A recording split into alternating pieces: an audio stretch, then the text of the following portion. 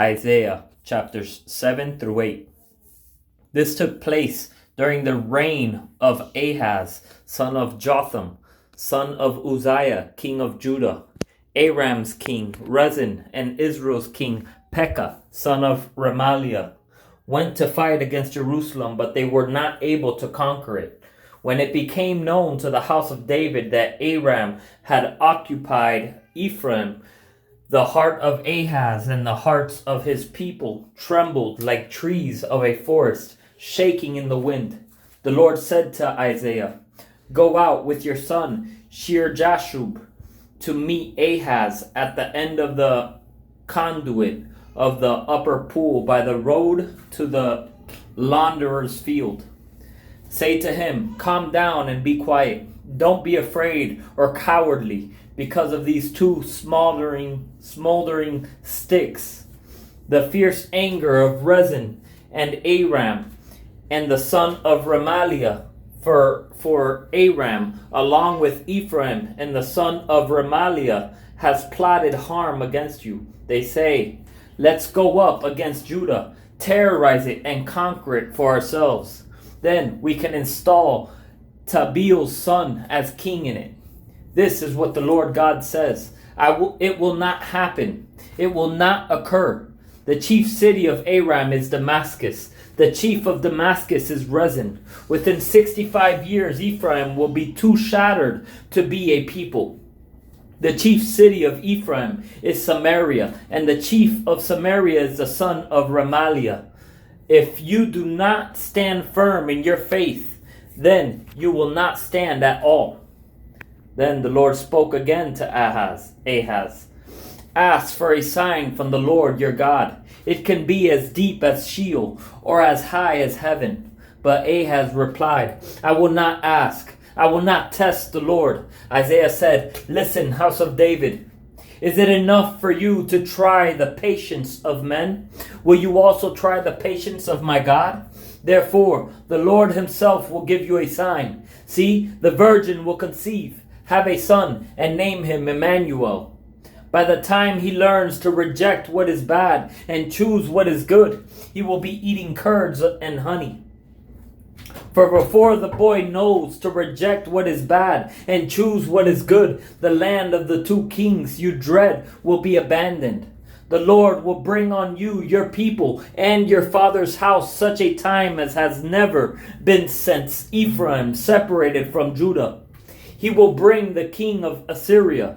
On that day the Lord will whistle to flies at the farthest streams of the Nile, and to bees in the land of Assyria. All of them will come and settle in the steep ravines, in the clefts of the rocks, in all the thorn bushes, and in all the water holes. On that day the Lord will use a razor hired from beyond the Euphrates River, the king of Assyria, to shave the hair on your heads, the hair on your legs, and even your beards. On that day a man will raise a young cow and 2 sheep, and from the abundant milk they give, he will eat curds. For every survivor in the land will eat curds and honey. And on that day, every place where there were 1,000 vines worth 1,000 pieces of silver will become thorns and briars. A man will go there with bow and arrows, because the whole land will be thorns and briars. You will not go to all the hills that were once tilled with a hoe, for fear of the thorns and briars. Those hills will be places for oxen to graze and for sheep to trample. Then the Lord said to me, "Take a large piece of parchment and write on it with an ordinary pen, Maher-Shalal Hashbaz. I have appointed trustworthy witnesses, the priests Uriah and Zechariah, son of Jeberechiah." I was then intimate with the prophetess, and she conceived and gave birth to a son. The Lord said to me, "Named him Maher-Shalal Hashbaz. For before the boy knows how to call father or mother, the wealth of Damascus and the spoils of Samaria will be carried off to the king of Assyria. The Lord spoke to me again, because these people rejected the slowly flowing water of Shiloah, and rejoiced with Rezin and the son of Remaliah.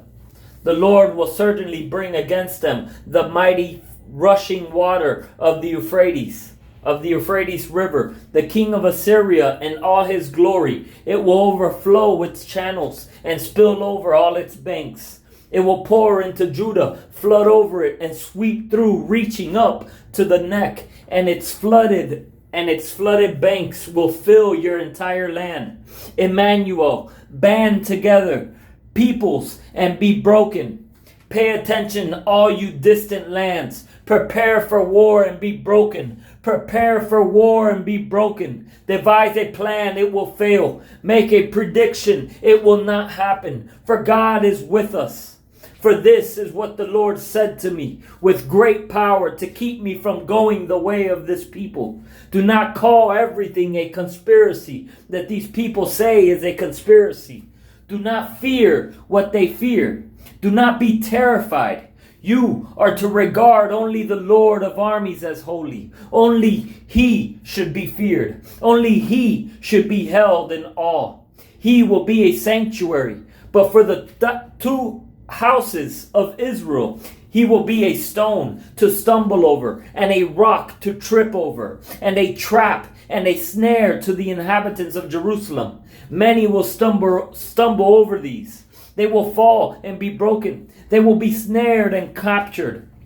Bind up the testimony. Seal up the instruction among my disciples. I will wait for the Lord, who is hiding his face from the house of Jacob. I will wait for him. Here I am with the children the Lord has given me to be signs and wonders in Israel, from the Lord of armies who dwells on Mount Zion. When they say to you, inquire of the mediums and the spiritists who chirp and mutter, shouldn't a people inquire of their God? Should they inquire of the dead on behalf of the living? Go to God's instruction and testimony. If they do not speak according to this word, there will be no dawn for them.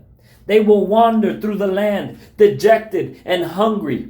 When they are famished, they will become enraged, and looking upward will curse their king and their God.